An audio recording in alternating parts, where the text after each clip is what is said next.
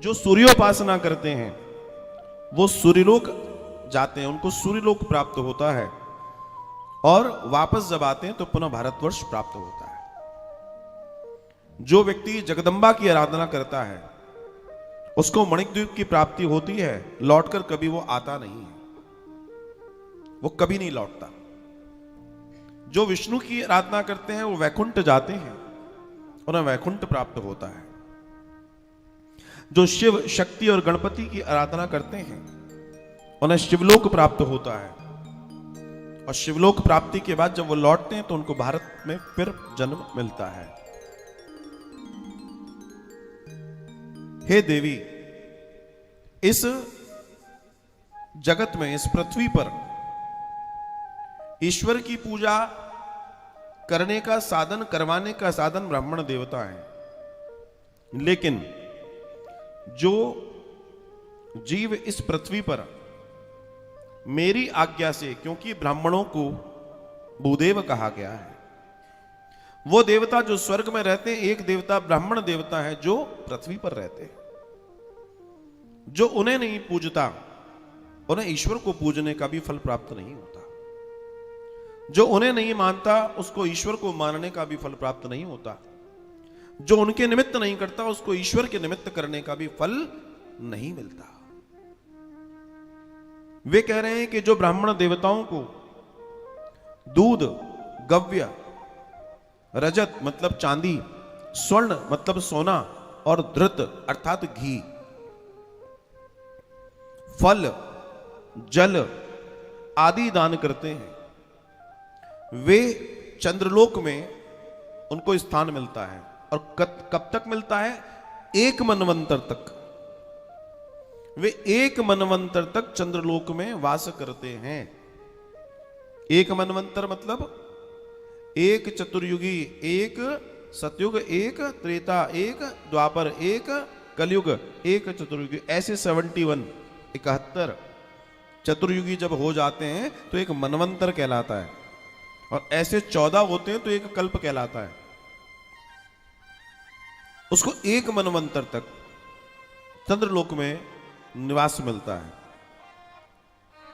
दर्शन है कि जो जीव अपने जीवन में स्वर्ण, गऊ और तांबे का दान करता है, सोने का, गैया मैया का और तांबा, ताम्र जो होता है, उसे सूर्यलोक की प्राप्ति होती है, उसे सूर्यलोक मिलता है।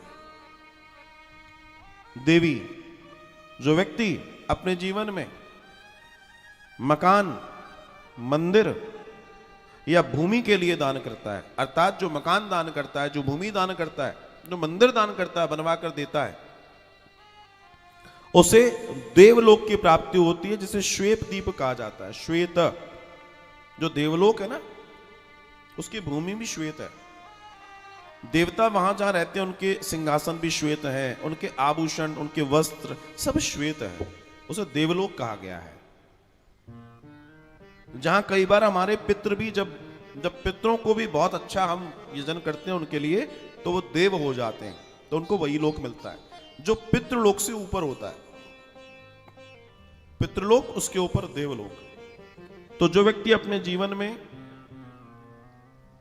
मकान का दान करता है, या जैसे अभी मानव मंदिर में कक्ष के दान की चर्चा है, कक्ष का दान, भूमि का दान, मंदिर का दान करता है, उसको श्वेत दीप की प्राप्ति होती है। जो व्यक्ति ग्रह अर्थात ग्रह का, अर्थात घर का या धन का दान करता है, उसे विष्णु लोक की प्राप्ति होती है। और कितने समय तक होती है? जितने उस मकान में, उस भूमि में धूल के कण हैं, जितने धूल के कण हैं उनके बराबर, उनके वर्षों के बराबर उसको प्राप्ति होती है। जो व्यक्ति तीर्थ क्षेत्रों में दान करता है, जो व्यक्ति तीर्थ क्षेत्रों में दान करता है, उसे 1000 गुना फल की प्राप्ति होती है। वे कह रहे हैं जो तालाब, वृक्ष, प्याऊ और अन्न का दान करने वाले व्यक्ति हैं, जिन्होंने कभी तालाब बनवाया हो। कई ऐसे लोग हुए जिन्होंने अपने समय में लोगों के लिए बहुत कुछ किया, तालाब बनवाए, बावड़ी बनवाई, कुएं बनवाए, पेड़ लगवाए, अन्न के भंडारे लगवाए। ऐसे व्यक्ति को जिसने तालाब या पानी की व्यवस्था की हो, वृक्ष लगाए हो, प्याऊ लगाए हो, अन्नदान किया हो, ऐसे व्यक्ति को शिवलोक की प्राप्ति होती है देवी। जो व्यक्ति प्याऊ लगवाता है, जो व्यक्ति अन्नदान करता है, उसे विष्णु लोक की प्राप्ति होती है। जो व्यक्ति दुधारी गाय का दान करता है, दूध देने वाली गाय का दान करता है, उस व्यक्ति को जितनी उस गाय के शरीर में रोए हैं,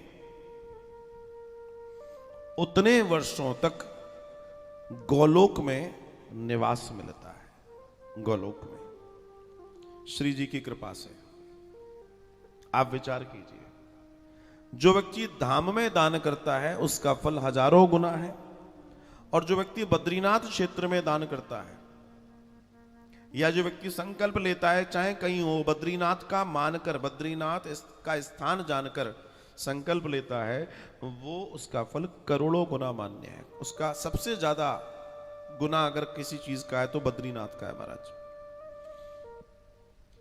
जो व्यक्ति भगवान शालिग्राम उनके वस्त्र के साथ में तुलसी के साथ अर्थात ब्राह्मण देवता को दान करता है, शालिग्राम जी और तुलसी मां जो ब्राह्मण देवता को दान करते हैं, उनको वैकुंठ की प्राप्ति होती है। जो व्यक्ति अग्नि हवन करता है, उसे अग्नि लोक की प्राप्ति होती है और सुंदर शरीर प्राप्त होता है। ध्यान रखिएगा, अग्नि, सवर्ण, ये दो चीजें ऐसी हैं जो व्यक्ति को श्रेष्ठ और सुंदर शरीर देती हैं। जो व्यक्ति स्वर्ण का दान करता है, उसको सुंदर शरीर मिलता है, उसको निरोगी शरीर मिलता है, उसको दिव्य शरीर मिलता है।